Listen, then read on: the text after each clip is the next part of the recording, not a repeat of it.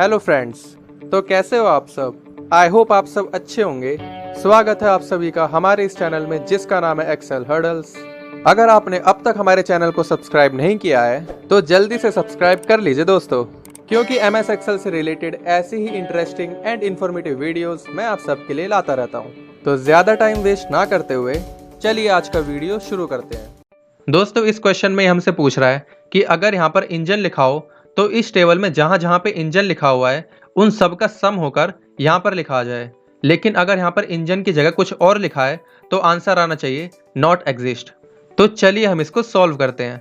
ये क्वेश्चन भी मुझे इफ फंक्शन का लग रहा है, तो मैं यहाँ पर इफ फंक्शन लगाता हूँ इक्वल्स टू इफ ब्रैकेट। अब यहाँ पर लॉजिकल टेस्ट में मुझे इसे बताना होगा कि अगर इस वाले सेल में इंजन लिखा हुआ है इस तरह से, तो मैंने यहाँ पर इस वाले सेल को सिलेक्ट करके equals to double inverted comma में इंजन लिखा, और अगर ये बात सही है तो मुझे यहाँ पर सम इफ फंक्शन लगाना होगा, क्योंकि मैं यहाँ पर किसी एक सिंगल डिजिट को नहीं चाहता बल्कि मैं कंडीशन के अकॉर्डिंग सम चाहता हूँ। मैं ये चाहता हूँ कि इस टेबल में जहाँ जहाँ पे इंजन लिखा हुआ है उन सब का सम आ जाए, और इस तरह का कंडीशन वाला सम इफ फंक्शन करता है। तो मैं यहाँ पर सम इफ फंक्शन लगाता हूँ इस तरह से। अब यहाँ पे हमसे पूछ रहा है रेंज। अब यहाँ पे हमें वो रेंज सिलेक्ट करनी है जिसमें हमें इंजन वाला क्राइटेरिया ढूंढना है। तो यहाँ पर मैं इस वाली रेंज को सिलेक्ट करता हूँ क्योंकि इंजन इसी रेंज में लिखा हुआ है। अब यहाँ पे मुझे कॉमा लगाना होगा। अब ये हमसे पूछ रहा है क्राइटेरिया, हमें इस वाली रेंज में इंजन ढूंढना है। तो मैं यहाँ पर इस वाले सेल को सिलेक्ट कर देता हूँ क्योंकि इस वाले सेल में इंजन लिखा हुआ है। अब मैं यहाँ पर फिर से कॉमा लगाता हूँ। अब ये हमसे पूछ रहा है सम रेंज, कि हमें किस वाली रेंज में से सम करना है। हमें इस वाली रेंज में से सम करना है, तो मैंने इस रेंज को सिलेक्ट किया। अब मैं यहाँ पर ब्रैकेट क्लोज करता हूँ और मैं यहाँ पर फिर से कॉमा लगाता हूँ। अब यहाँ पे मुझे वो लिखना होगा जो इस कंडीशन के फॉल्स होने पे मैं दिखाना चाहता हूँ। अगर ये कंडीशन हमारी फॉल्स हो जाए तो मुझे यहाँ पर नॉट एग्जिस्ट दिखाना है। तो मैं यहाँ पर डबल इन्वर्टेड कॉमा में नॉट एग्जिस्ट लिख देता हूँ इस तरह से, और मैं यहाँ पर ब्रैकेट क्लोज करता हूँ और एंटर।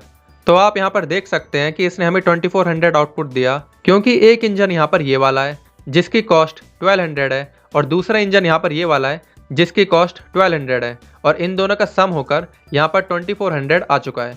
अब अगर मैं यहाँ पर इंजन की जगह पर कुछ और सिलेक्ट करता हूँ तो आप यहाँ पर देख सकते हैं कि नॉट एग्जिस्ट लिखा आ चुका है, जैसा कि क्वेश्चन की डिमांड थी। तो हमारा ये आउटपुट बिल्कुल सही है। आई होप आपको ये समझ आया होगा। तो चलिए हम नेक्स्ट क्वेश्चन की तरफ बढ़ते हैं। दोस्तों, इस क्वेश्चन में हमसे पूछ रहा है कि हमें इस लिस्ट में से सेकंड हाईएस्ट सैलरी बतानी है। अब अगर इसने हमसे सिर्फ हाईएस्ट सैलरी पूछा होता तो हम उसे मैक्स फंक्शन की हेल्प से आराम से बता देते, लेकिन इसने हमसे सेकंड हाईएस्ट सैलरी पूछा है। इसको हम एक फंक्शन की हेल्प से करेंगे जो है लार्ज फंक्शन। अगर आपको कभी सेकंड हाईएस्ट ही नहीं बल्कि third highest, fourth highest, fifth highest इस तरह से पूछा गया हो तो आपको उस कंडीशन में यूज करना है लार्ज फंक्शन। तो मैं यहाँ पर यूज करता हूँ इक्वल्स टू लार्ज इस तरह से। अब मैं यहाँ पर ब्रैकेट लगाता हूँ। अब यहाँ पे एरे में मुझे उस रेंज को सिलेक्ट करना है जिसमें से मुझे सेकंड हाईएस्ट सैलरी चाहिए। तो मुझे सैलरी वाले कॉलम में से सेकंड हाईएस्ट सैलरी चाहिए, तो मैं इस कॉलम को सिलेक्ट करता हूँ इस तरह से। अब मैं यहाँ पर कॉमा लगाता हूँ। अब यहाँ पर के का मतलब ये है कि हमें कितने नंबर का हाईएस्ट चाहिए। यहाँ पर हमें सेकंड नंबर का हाईएस्ट चाहिए, तो मैं यहाँ पर 2 लिखता हूँ और ब्रैकेट क्लोज करता हूँ और एंटर। तो आप यहाँ पर देख सकते हैं कि हमें डिजायर्ड आउटपुट मिल चुका है।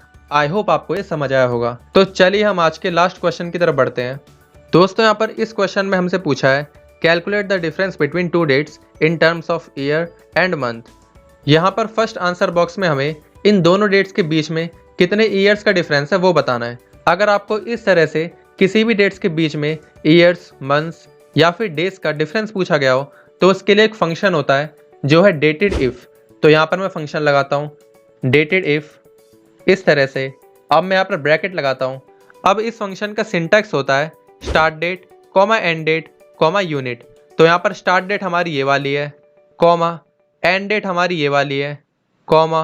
अब यूनिट में हमको ईयर दिखाना है, तो इसलिए मैं डबल इन्वर्टेड कॉमा में y लिख देता हूँ और double inverted comma close, bracket close और एंटर।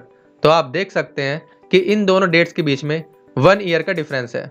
इसी तरह से हम यहाँ पर इन दोनों डेट्स के बीच में मंथ का डिफरेंस निकाल देते हैं equals to dated if bracket.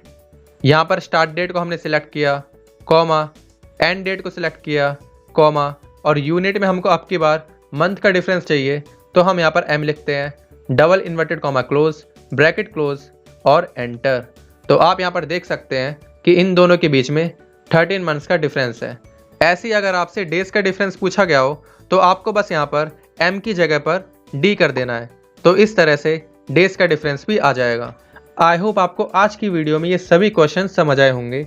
आपको इन सभी की प्रैक्टिस खुद से ज़रूर करनी है, नहीं तो ये सभी क्वेश्चंस आपके सर के ऊपर से चले जाएंगे। तो प्रैक्टिस आपको ज़रूर करनी है। अगर आपको ये वीडियो पसंद आई है तो प्लीज़ इस वीडियो को लाइक कीजिए, चैनल को सब्सक्राइब करके बेल नोटिफिकेशन को ऑन कीजिए, जिससे कि आपको हमारे लेटेस्ट वीडियोस की नोटिफिकेशन सबसे पहले मिल सके। तो मिलता हूँ आपसे ऐसे ही इंटरेस्टिंग वीडियो में, तब तक के लिए टेक केयर, बाय बाय।